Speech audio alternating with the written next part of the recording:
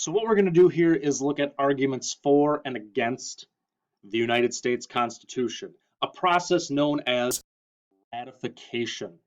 And ratification means that in Philadelphia, there was a document that was debated and eventually agreed to. Now, this document goes to the states, and the states have to decide whether or not they actually want it. So that's going to be what we're taking a look at here. Now, when we say Constitution, good or bad, we see a division of two groups. There was one group called the Federalists, and the Federalists kind of adopted their name first. They were the ones who kind of beat their opponents to the punch. As their name suggests, they believed in a strong federal government. So it stands to reason that they were going to support ratifying the Constitution. These are men who were in favor of it.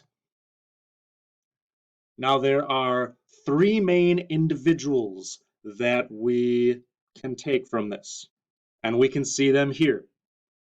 In the middle, James Madison. On the left, we have Alexander Hamilton, and on the right, we have John Jay. Now, Hamilton will become the first Secretary of the Treasury. Jay will become the first Chief Justice of the Supreme Court. These two men, for years, had wanted a stronger central government. Jay had a hard time negotiating with the Spanish, and Hamilton simply saw the need for a stronger central authority based on his not only military service, but his experience after the war. Madison is an interesting one. He's known as the father of the Constitution. He showed up at Philadelphia with a plan. He defended the document in ratification debates in his home state of Virginia. We put him in brackets because he will begin as more of a Federalist, but he's going to shift his position as time goes on. He's going to believe that Federalists are going to take too many liberties with what's called the original intent of the Constitution, meaning they go beyond what's actually written down. So that's something to consider. Obviously, whenever you look at supporters of something, it's not as if all large landowners supported Federalists. That's just more of a generalization we can make. It would be what we might call today a voting bloc. So large landowners felt that maybe a stronger federal government would provide more property protection. Traders, businessmen, craftsmen liked the idea that a stronger federal government would better regulate trade. And the same thing with coastal farmers. If we have a stronger central government, perhaps we'll have a stronger navy that can protect their goods. So on one side, we have the Federalists. Opposing them are the Anti-Federalists. And again, this is simply a case of bad PR. The Federalists adopted their name first, leaving the Anti-Federalists little choice as to be labeled as such. The thing that also doesn't help them, yes, they believe in stronger state governments, which was what we had under the Articles. And yes, they oppose the Constitution. But Anti-Federalists did not have another plan. They didn't. It was kind of commonly agreed that the Articles weren't working, so they'd say, we oppose the Constitution. When the question came up, what do you want in return? What's your counter proposal? They had nothing. And even George Washington, who will be identified with Federalists, called the Constitution the best that could be obtained at this time. He acknowledged the fact that it wasn't perfect, it wasn't the best, it was simply the best they could get. Among Anti-Federalists, we have two stalwarts of the revolutionary movement, Patrick Henry and Samuel Adams, two men who refused to even attend the Philadelphia Convention. There's going to be this debate that's kind of raging through. The Anti-Federalists will claim to embody the spirit of 1776, as if they are the true bearers of the revolution. Not these people who want a different government. These Federalists, they're on the wrong end of things. Now, again, it's a generalization, but Western farmers would have supported stronger state governments and more local control. Same with elite Southern planters. They didn't want a stronger federal government because they feared that it would be too far overreaching in its powers and maybe exercise too much control. So we have Federalists and Anti-Federalist arguments. When it came to actually ratifying it, all right, when it came to the notion of making it official, the Federalist Party was simply more organized. They were more organized than the Anti-Federalists. This notion of control of the press, that simply means that they controlled more newspapers, so they were much more efficient at informing readers about their opinions.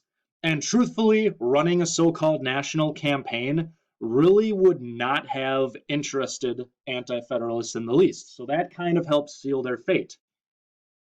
Now, one group of essays or a group of documents that's seen as extremely important in American history is what's called the Federalist Papers. Now, we know in hindsight that they were a series of essays written by three men. Alexander Hamilton wrote the most, followed by James Madison and John Jay, which is how we just saw them as three of the main Federalists. They need to be looked at in the proper context. They were written in a hurry, and they only represent one side of the ratification argument. They argue in favor of the Constitution. That's why we label it propaganda. They also were written for the purpose of influencing delegates to the New York Convention. New York was going to have a ratifying convention. Hamilton is a New Yorker. John Jay is a New Yorker. They wanted to convince delegates of the need for the Constitution. So really, it's one-sided. And there's little evidence that they were widely distributed outside of this area. I mean, yes, Washington received a copy. A few other prominent members of society outside of New York received copies. But it wasn't as if it was mass-produced, like for bookstores or anything like that. If you try and read it, it is very difficult. The language was purposefully intellectual, and it was definitely out of the reach of the understanding for most of the public. A lot of the prominent, well-to-do members of society have been lucky enough to attend college, and maybe they're lawyers or hold other prominent positions. The language is written for them. So are they important? Yes, but to an extent, they've been somewhat taken out of proportion in the context of history. So Federalists are organizing a campaign. Now, as opposed to the Philadelphia Convention, which, recall, was closed. It was closed to the public. The ratification debates were open and they were published, so the public knew the arguments that were being made as they were being made. Now, James Madison, the father of the Constitution, actually stated that he believed that the original intent of the Constitution should be interpreted based on the debates at these state ratification conventions, not necessarily in Philadelphia.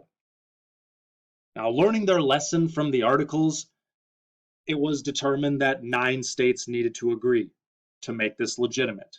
9 of the 13. Delaware was the first one, and Pennsylvania. New Hampshire was the 9th. New Hampshire was the 9th, so that made it official, but it wasn't going to be considered legitimate until these two. Virginia, and New York. It wouldn't be legitimate until those two signed off on it. And there actually was kind of a campaign under the table to delay the New York and Virginia ratification conventions until 9 states had agreed to the Constitution. This would kind of amp up the pressure on them. Hamilton helped sway New York, Washington helped sway Virginia, but in Virginia, Patrick Henry, the anti federalist, kind of turned it into a Bill of Rights debate. There was no Bill of Rights at first because there simply wasn't time. Now, even though Federalists are going to get what they want, all right, Federalists are going to get the Constitution. James Madison will change his mind about the necessity of a Bill of Rights. At first, he's going to say that we don't need this. Why are we talking about it? He'll change his stance at the Virginia Convention. Interestingly enough, North Carolina and Rhode Island had not officially approved the Constitution when Washington was sworn in as our first presidents because of this, because there was no Bill of Rights. And even Washington had originally viewed it as unnecessary. But they get the Bill of Rights, and they also get Amendment 10, which reserves for states all rights not specifically granted to the federal government. So that's where the notion of states' rights survives. Staying true to their renegade nature, Rhode Island was the last to ratify. The very last to ratify.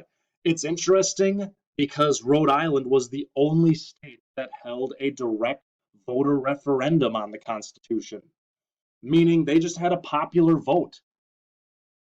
They didn't necessarily have a convention, so to speak. In 4 states, voters actually got to determine who served as delegates to the convention. And in the other 8, the delegates were selected either by an executive appointment or the state legislature themselves. So again, it's telling that Rhode Island was the last when they were the one state that directly put it to the will of the people.